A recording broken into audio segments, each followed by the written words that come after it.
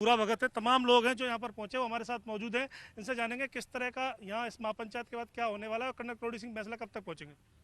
जी sir. Sir बताएं किस तरह की तैयारियां आपकी हैं और महापंचायत को लेकर जो अब ये निर्णय लिया गया, लगातार सरकार की ओर से भी डायलॉग किया जा रहा है। देखो, महापंचायत की तैयारियां तो समाज की तैयारियां हैं, वो अपने हिसाब से होती रहती हैं। और हम तो गुजर हैं, खा पी करके आराम से आएंगे। रही बात, इम्पॉर्टेंट बात तो ये है कि ये हो क्यों रहा है और हम इस स्थिति पे पहुँचे क्यों।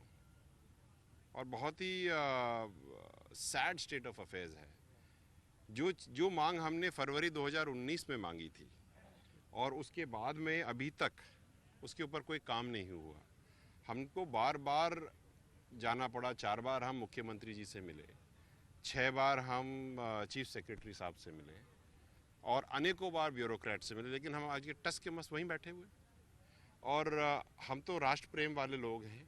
जब हमने मलारना डूंगर वाला जो हमारा आंदोलन था पिछले साल, वो पुलवामा की वजह से हमको स्थगित करना पड़ा, नहीं तो हम वहीं पर 3 दिन और बैठ करके मामला ही ख़त्म करके उठते। और जब ये सिचुएशन बैठती है इस तरह से, तब हमें कुछ ना कुछ तो करना पड़ता है। जब हम लोग 2019 से लेकर के अब तक इंतज़ार करते रहे हैं और उसके बाद 12 सितंबर को हमने उनको कहा कि भाई हमारी मांगे आप दे दो, अन्यथा हमको तो एजिटेशन करना पड़ेगा, महापंचायत करनी पड़ेगी, तब भी उनको नहीं सुनाई दिया। और पिछले 6 या 7 दिनों से काम तो कोई कुछ कर नहीं रहा, कोरोना की बातें कर रहे हैं।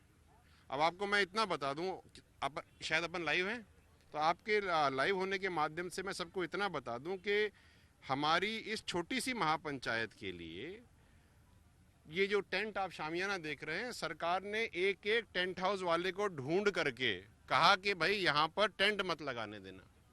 एक एक पैम्फलेट प्रिंटर, स्टेशनरी प्रिंटर को ढूंढ ढूंढ करके ये कहा कि आप इनके बैनर मत छापना। अरे भाई, इतनी मेहनत नौकरियों दिलवाने में दे देते तो हमको बैठने की जरूरत ही नहीं पड़ती। इसी शामियाने के नीचे हम लोग सभामणि करते और गहलोत जी को भी बुलाते, डोटासरा जी को भी बुलाते और सबको बुलाते। इंटरनेट सेवा भी सस्पेंड कर दी। हाँ, इंटरनेट सेवा। अब आप देखो, अरे हमको डकैती थोड़ी कर रहे हैं, हम तो बैठ करके बात कर रहे हैं। तो ऐसे तो ये करना चाहिए कि कांग्रेस की आज के बाद जितनी भी सभाएं हो, सब जगह इंटरनेट बंद कर देना चाहिए। हम तो शांतिपूर्वक मीटिंग कर रहे हैं ना, हमको डकैती थोड़ी कर रहे हैं।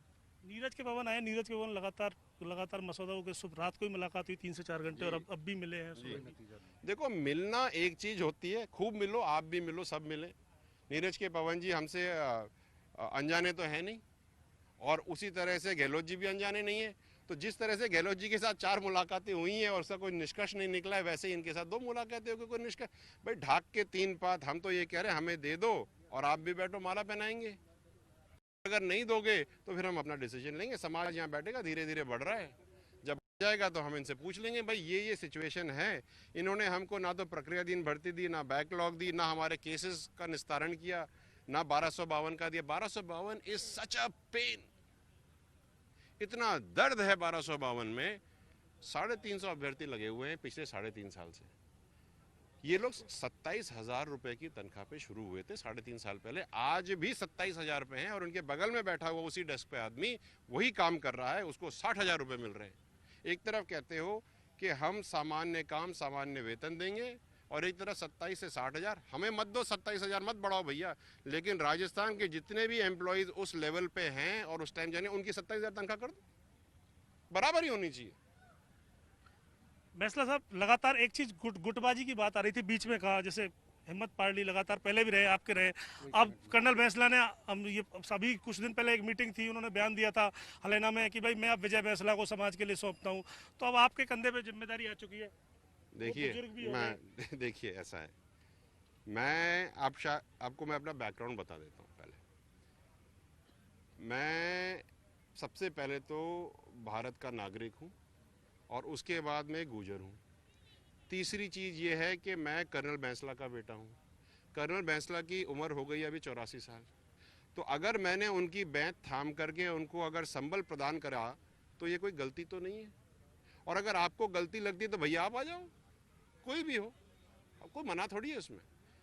रही बात कि लोग क्या कहते हैं, तो भाई साहब लोग तो सभी कहेंगे, आई हैव नो प्रॉब्लम्स, ठीक है, मेरे को इसके बारे में कोई चर्चा करनी नहीं है। चर्चा तो इस बात की करनी है कि सरकार हमारी मांगे क्यों नहीं पूरी करती।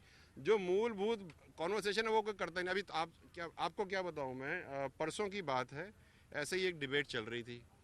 दर्द मेरा, समाज को नौकरियां नहीं मिल रही, केसेस निस्तारण हो नहीं रहा, और डिबेट में दोनों पार्टियों के लोग एक दूसरे के ऊपर, तूने इकोनॉमी खराब कर दी, तूने ये खराब कर दी, तूने वो। अरे भैया दर्द मेरा है, मेरा तो सुन लो। मतलब हम लोगों को नौकरी नहीं दे रहे तुम, और तुम इकोनॉमी और जीडीपी। अरे मेरे खेत में जो आदमी लावणी करता है, साल के एंड में 18,000 रुपए कमाता है, उसको क्या मतलब है जीडीपी से? उसको तो इस बात से मतलब है ना कि 4% आरक्षण पूरा दे दो, 5% पूरा दे दो, जो बैकलॉग है दे दो, हमारी नौकरी चले। 35,000 नौकरियां बैकलॉग में हैं एज पर न्यूज़पेपर्स।